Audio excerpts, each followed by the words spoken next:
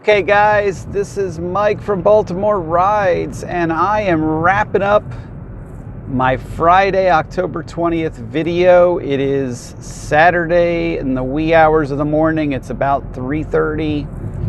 I am most of the way home. I got about 30-40 more minutes to go. But it was a good night. I'm not gonna lie guys, it was a really, really good night. It was the kind of night that I needed. I needed to have that, get back in the saddle feeling. And this definitely provided that for me. Finished the night a little bit lower in the number of trips than I wanted, but higher in the dollars. And that was because my start to my night, I started the night around 4 o'clock, was a handful of long trip rides, a 45-minute ride, a 60-minute ride, that just, they juiced me on the dollars end. I started out dollars very, very strong. I was at $125 by 8 p.m., which is very early. Normally that's like a 10 to 11 o'clock milestone. So, from a dollars and cents perspective, it was a really, really strong night. I finished the night at $290, so just shy of $300 for the night, which that's a great night, guys. I mean, you guys know that's a really good night for anybody. But only 21 trips. My goal was really 25. 25 would have set me up for, a stronger stronger push into this quest goal, because now I've got to do 28, 29 tomorrow, and then do my 15 on Sunday. And really my goal is to get it to the point where I'm only doing 10 trips on Sunday. That's hard enough as it is, it seems like, on some Sundays. So that's my real revelation is Sunday is not a great day to drive in DC. So if you can get your quest goal knocked out early and not have to drive in DC, or not have to drive in DC a lot, then you'll be more profitable, because it's just, it's like 2 trips an hour on Sundays, and that's ridiculous compared to the volume of traffic you get during a Friday or a Saturday. So, long story short, it was a really good night. I feel a lot better about my numbers for the week. Basically doubled my number. I was going into today with $300 and something, $309 or something like that, and I'm finishing the night now with a weekly total of like 610. So, that's great. That's exactly the kind of boost to my numbers I needed. Now I can have a strong Saturday, a strong Sunday, plus a quest, and be right where I need to be without panicking, because my Tuesday, Wednesday were soft, and my Thursday got cut short very early because of that side mirror issue. So, really, really good kind of recovery night. Get me back in the saddle. Everything's kind of rocking and rolling the way it should. And, and that's what you need. It's funny, guys. I am a firm believer in karma or fate, call it what you will, and you guys were all sending me a lot of positive energy or vibes, whatever. People were shooting me texts. Some of you guys were sending me messages on the YouTube channel, and all of you guys, I really appreciate that, because whatever you were doing it helped, because I was getting a lot of good rides. I was getting a lot of rides that were bouncing me in the directions I needed. One of my long trips was to Bethesda. I got there and I'm like, oh crap, now I gotta relocate. The very next ride request I got from Bethesda took me right back to DC. It's funny how that happens. So, it was just a good night. It was a lot of little bouncing around trips, but they all tended to bounce me in the direction I needed to go. Really the Woodbridge one was the only one that kind of left me one-wayed. I really couldn't get rides back from there. I tried, but I got a couple small ones in and around Woodbridge, but nothing that was going to get me any distance. So I ended up just getting dinner and using that as my meal break, the drive back. So just a really good night, guys.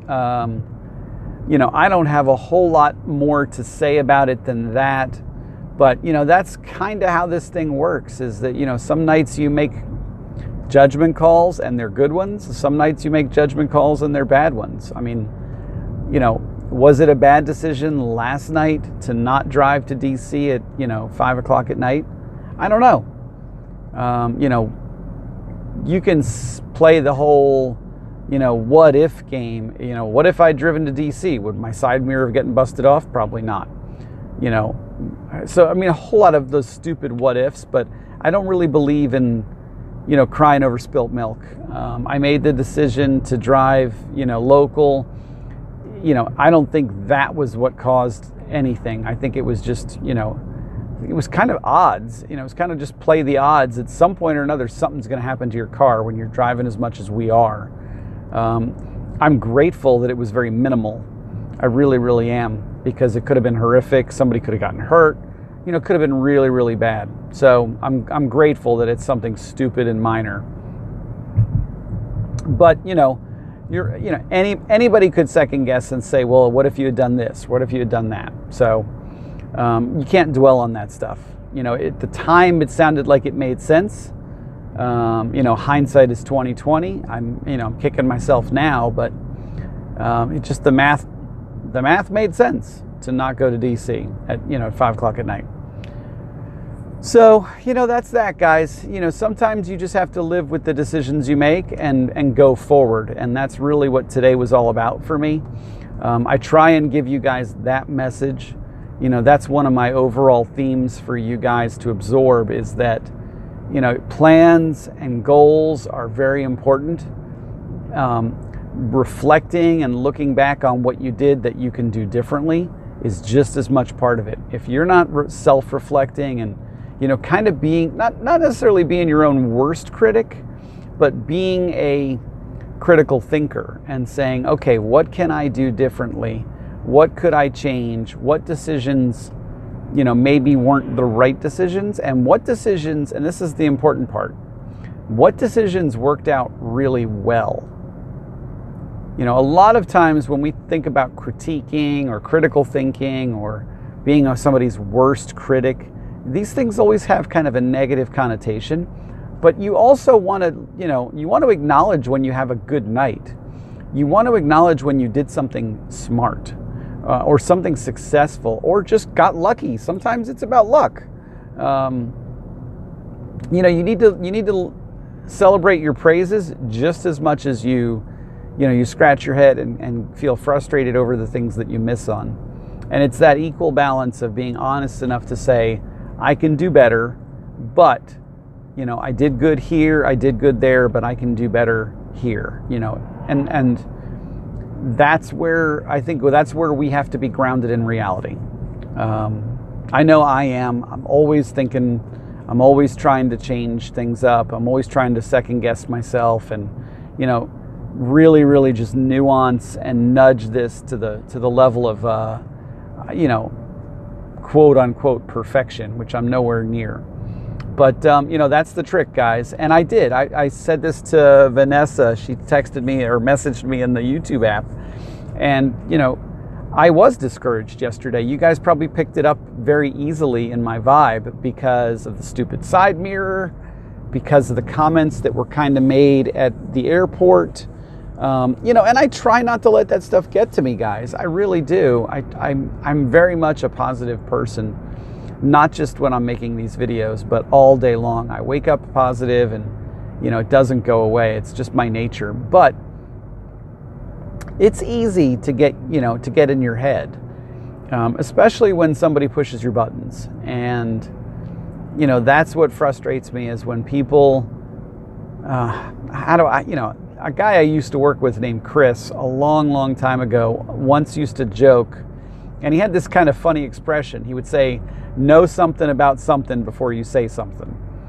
And, you know, it's kind of one of those like sarcastic or snarky things to say, but, you know, that's the way I feel about some of those people that are negatively judgmental of my videos, is that A, they probably haven't even really watched them. Maybe they watched 5 minutes of one and they made their mind up that they didn't like it. And B, if just because they don't necessarily agree with what we're doing here doesn't mean we're wrong. That's the beauty of having an opinion, is that, I know what I'm doing is good. I know what I'm doing makes sense. I know what I'm doing is important for me and for all of you guys out there. They don't have to agree with it. Those people that don't like me making these videos, they don't have to like it. They don't have to agree with it. That's fine. But being negative or being, hostile or judgmental doesn't serve anybody. It doesn't do anything. If they had a discourse with me and said, "Look, let's sit down and talk, and let me explain to you some of the things that you said, and or what if you did this, or what if you did that," that's a conversation I would be willing to entertain with anybody. Anybody that gave me criticism or feedback on my videos, I would willingly take it because I want to do better. But to just say I don't like it, or what you're doing is wrong without any kind of logical feedback is just bitterness. It's just bitterness, and I can't really celebrate that. I can't entertain it because I feel like it's just unjustified. So I was frustrated yesterday, guys, and today was kind of like the jolt of adrenaline in my system that I needed to get my head back on track, to get myself positive again, to kind of get me back in the game, so to speak, and remind me of what my priorities are, what matters most, and what's really, where my eyes should be. My eyes should be on the ball. I should be thinking about, work. I should be thinking about my goals, strategizing, focusing on, delivering a really good message to you guys. And I think that's what I try to do most of the time. So thank you guys for sticking with me. Some of you guys have been watching me for a while now. Some of you guys have just started. So thank you guys very much. I am not at all a polished YouTuber. And if you watch some of these YouTube videos, they're very structured and formal. And, it's almost like you're looking at, Wolf Blitzer at the CNN desk. And I'm not that guy. I am just not that guy. There's no cue card. There's no teleprompter. I don't even usually go into a video knowing what I'm going to talk about. I mean, sometimes I do, but most of the time I just start talking. And whatever's on my mind kind of comes out. That's why this is a video diary. And, sometimes you guys get rambling. Well, most of the time you guys get rambling. I'm honest enough to admit that. But, there's some wisdom in here. There's some just crazy me rambling in here. There's some funny stories in here. There's a little bit of everything for everybody. But I hope at the end of the day you boil it down and you get a sense of, this is what Mike stands for. These are the things that matters to him. And somebody once asked me that a long time ago in a former career, what do you stand for? And at the time, I don't know if I honestly understood that. I thought I understood it, but I don't think I really did. Now, doing this, driving for a living, and then presenting myself out there on these videos to you guys in a way that I articulate every night when I make a wrap-up video, I know what I stand for. I know what I stand for. I think excellent customer service. We always have to be focusing on our customers, being very much goal-oriented and strategic, and then being willing to be adaptable and flexible. That's it. Those are the things I stand for. Taking good care of our customer, because our customer is what pays our bills, setting real good goals, and being strategic in how we get there, and then having a little bit of flexibility for when the shit hits the fan, so to speak, and you got to change up. That's what I stand for. So, what do you stand for? That's my question to you, is what do you stand for? And it's not an easy thing to answer. It's not. It's taken me a while to get there to a point where I feel like I know what I stand for. But think about it. Think about it, whether you're making YouTube videos or not. And I think, you know, some of you guys do. You make your own YouTube videos, which is great. Or whether you're just out there on the road working to make a living, you know, or whether you're doing it part-time even. It doesn't matter whether you're full-time or part-time. None of this stuff matters. It's all scalable. But what do you stand for? What are the things that you bring with you when you get in the car, every time you get in the car, and that you're always thinking about? And once you figure out what those things are, then you can really fine-tune them. And sometimes you think of something and you think it's one of the things you stand for, and then you change your mind. That's okay too. The experimentation is part of that whole process. But, you know, think about it. What do you stand for? And it's important, guys. It's important because not only do we represent the brand of Uber, we represent our own brand. We represent our own brand. You know, each of us is our own brand. You're your own business person. And that's a scary thing to think about because there's a measure of weight that comes along with that. But we are each our own brand and we represent something. We stand for something. You could add to mine, you know, helping people. You know, I think helping people is definitely something I stand for. You know, I'm humble about it. I don't like talking about it. I mean, I talk about it on these videos, but I don't like talking about it face to face because it makes me sound, I don't know, I feel funny when I'm trying to describe it. Because there's a level of emotion in it for me, but I don't necessarily always know how to convey that emotion in words. So, you know, that's a trickier one for me to articulate because I feel like there's a humility or a humbleness about, or shyness maybe, about articulating these things. But, you know, that's my homework assignment for you guys. That's my homework assignment for you guys is start thinking about what do you stand for? What do you stand for? And I'm going to leave it with that, guys. So everybody have a great night. Get some rest. I hope you're going to be on the road with me tomorrow. That marathon thing in DC is on Sunday, I think, the 22nd. It's going to be a hot mess. Starts in Arlington, goes across the bridge. I think the 14th Street Bridge is the one they're going across, although it might be the GW. And ends somewhere in DC, God knows where. It's 26 kilometers, so it's, you know, 13 miles. Going to be road closures galore. It's going to be a hot mess. So please come out and join me on Sunday so we can all have fun driving in the crazy road closures. Everybody get a good night's sleep, and I will be back on the road tomorrow, guys.